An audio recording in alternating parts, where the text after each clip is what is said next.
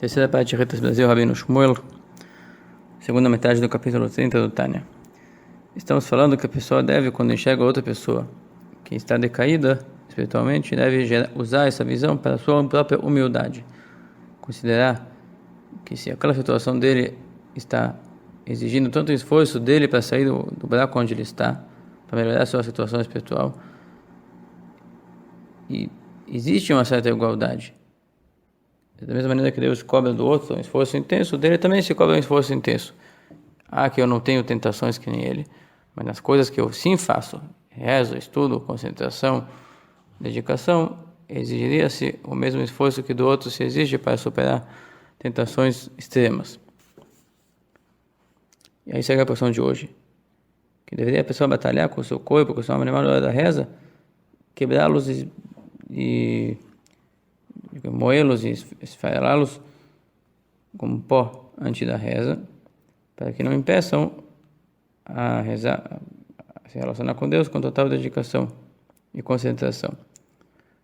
E todo aquele que não chegou nesse grau de batalhar com o seu corpo uma batalha tão intensa, não está gerando no lado positivo um esforço tão grande quanto seria necessário para uma pessoa mudar o seu vício, a pessoa largar os prazeres mundanos que ele valoriza. A pessoa pode estar com o coração inflamado por algum prazer que ele realmente gosta, que assim ele nasceu, que assim ele se acostumou, e ele tem o poder de mudar, ele tem o poder de desfazer todas as tendências errôneas nas quais ele embarcou na vida.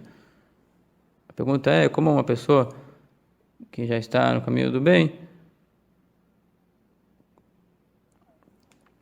está aplicando um esforço igual àquela pessoa que faz chuva para rezar. Enquanto ele não está quebrando, está se esforçando muito intensamente como preparo para a reza, uma coisa boa tem que ser feita com preparo. E aqui se trata do preparo espiritual, o preparo da força de vontade dele. Está arrancando ela completamente de outras coisas alheias a se relacionar com Deus, e concentra sua vontade completamente em querer entender a grandeza de Deus para poder se relacionar com Ele da maneira que é digno de se relacionar com Ele. Da mesma forma, quando a pessoa fazer bênção da alimentação, tem que ser feito com concentração, e uma natureza nossa em torno da mesa não está completamente concentrada no espiritual. Aqui vem a brachá, e se a pessoa faz ela direito, deveria se concentrar. Não só que não esquece de fazer a brachá, mas faz ela e com concentração. Antes e depois da alimentação. Reconhecer que a vida não vem desses objetos que a gente consome. Porque a vida não é um objeto, é algo espiritual. Ele vem de quem fornece ela. Então devemos imbuir a alimentação com consciência de quem realmente faz esse sistema funcionar e gerar vida. Da mesma forma, na hora de estudar a Torá, a pessoa que quer aplicar um esforço igual de um Baal Teshuvah extremo, então, está se chegando aqui uma pessoa perversa e está pensando aqui, isso aqui deveria ser um Baal Teshuvah extremo. E se exige dele um esforço grande, é muito fácil você enxergar como Deus exige do outro um esforço grande. O Rebbe usa isso aqui como alavanca para você exigir de ti mesmo. Do outro eu exigiria um esforço tanto. E sabe qual é a sua dificuldade? Tremenda. E agora eu não posso distinguir ele de mim. De mim também se exige o mesmo esforço.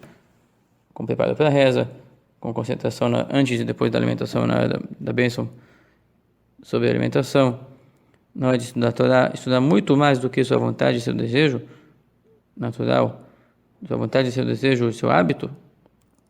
Como é que a pessoa consegue superar seu hábito e estudar muito mais do que planejou, através de uma batalha intensa com o seu corpo? Quer dizer que qualquer natureza nossa que a gente quebra, falamos no capítulo 15, que aquele que serve a Deus é aquele que quebra a sua natureza. E se ele quebra a sua natureza muito mais, e faz muito mais do que ela indica, então a batalha foi intensa, ele venceu ela. A pessoa que estuda um pouco mais a sua natureza, a batalha é pequena. Agora, esse que está enxergando uma pessoa decaída, deve extrair dali a lição que daquele lá, Deus espera muita coisa. Ele espera dele um esforço tão intenso que eu mal consigo produzir. Quer dizer, tem alavanca para mim sim fazer um esforço intenso. Tem cumprir o ditado dos sábios que falaram: sempre seja humilde, mesmo que tu venha um pecador.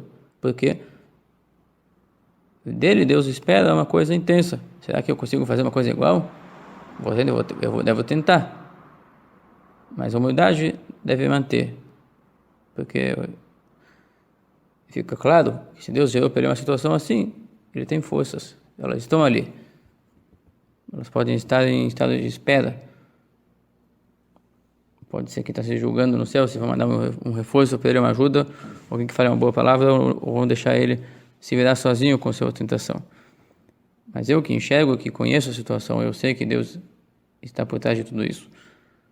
Devo sentir-me humilde diante dele, porque ele tem forças intensas para superar tentações.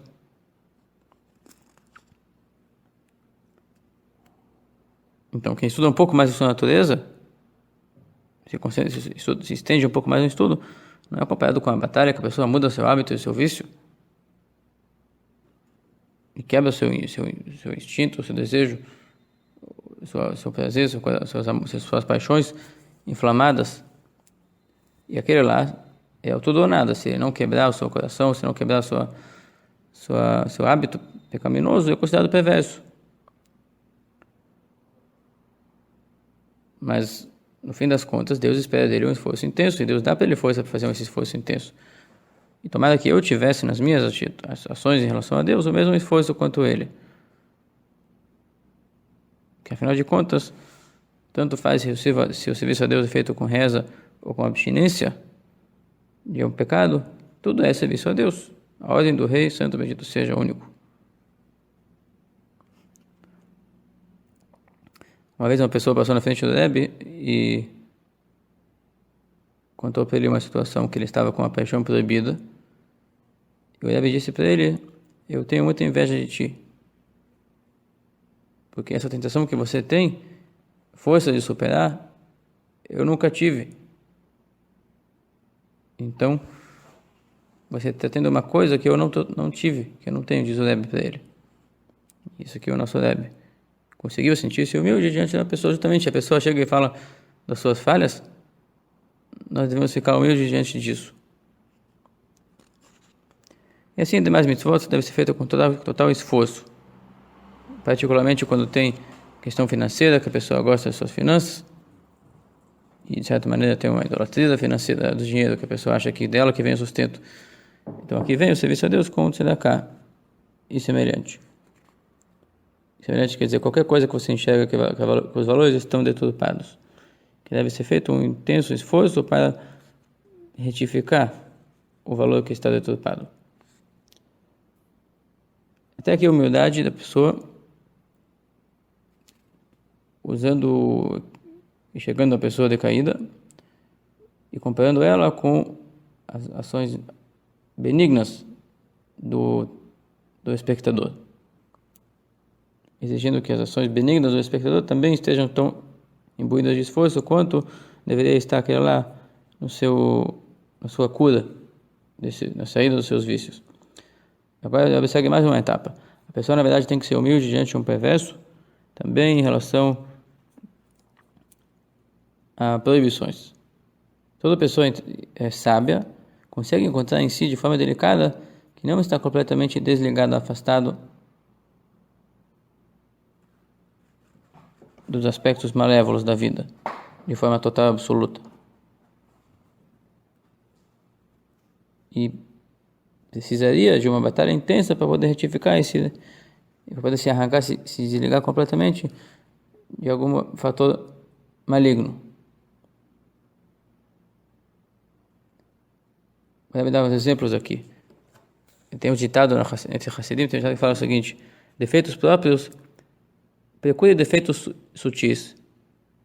E daqui a pouco você vai se dar conta que eles não são tão sutis assim, são grotescos. Eu vou dar aqui os exemplos. A pessoa, quando a pessoa vê o outro pecando e tende a se orgulhar e achar que ele já está, pode estacionar o seu serviço a Deus, já está bem, deve saber os seus defeitos. Será que eu consigo parar no meio de uma conversa agradável ou uma história que acaba agredindo o outro? Não o outro que está presente. Um terceiro. Uma maledicência sutil, um sarcasmo. Será que eu consigo me conter e parar? E mesmo que seja um sarcasmo pequeno, um desprezo pequeno do outro, e mesmo que a história for verídica, e mesmo que tenha uma utilidade de se excluir de alguma culpa. Tinha uma história no Zohar, não sei se é Gumará isso aqui, é Gumará em Babata. Certa vez, Rabi Shimon disse para o seu pai, Rabi Yehuda Nassi, perguntavam lá, quem foi que escreveu tal coisa que não estava tão boa? Então, Rabi Shimon disse, não foi eu que escrevi, foi Yehudá o costureiro. Logo, o pai dele falou para ele, para de falar maledicência. Podia falar, não sou eu, não precisa falar que o outro sim. E da mesma maneira, tem diversos hábitos que as pessoas impregnados em nossa vida, que nós temos também defeitos e temos que retificá-los. E exigiria um esforço intenso para retificá-los. E a gente espera isso de nós e temos essas forças, na verdade. O Rebbe segue aqui mais uma coisa, particularmente em assuntos de santificar, de se afastar daquilo que nos é permitido. Que é também onde distintos vocês deverão ser. Tornem-se sagrados e distintos das questões mundanas.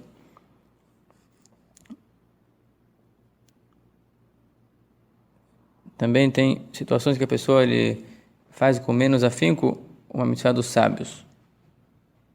É um defeito comum.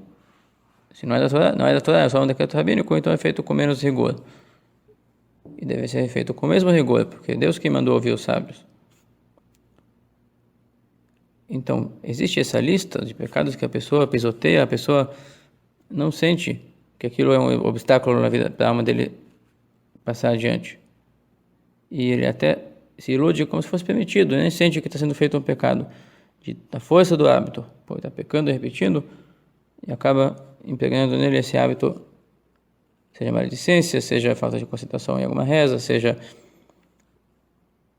se entregar para algum tipo de prazer permitido, que praticar precisa para a saúde, mas não perder o controle, não se entregar.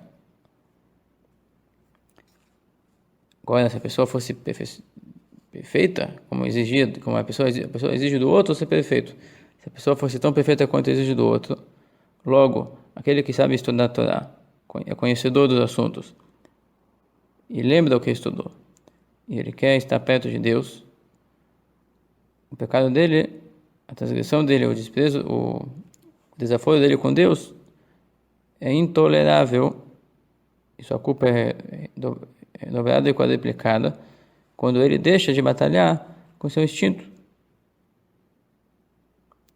com uma batalha intensa. E ele é muito mais culpado e responsável do que uma pessoa que não estudou, que não teve preparo, que hoje ele é leviano porque ele tem que sentar na rua o dia todo e trabalhar. E ele está afastado de Deus, de estudar e de rezar, mas não tinha preparo. Sua culpa não é tão grande de não conseguir trabalhar o seu caráter e cair em um pecado. Porque para ele se dar conta que tem que temer a Deus, que conhece e vê tudo o que acontece, e ele é a consciência concreta que acompanha o que acontece. É muito difícil eles se conscientizarem. Pessoas sem preparo por força maior. Diferente é aquele que teve mérito de estar perto de Deus, perto do ensino, perto do serviço a Deus.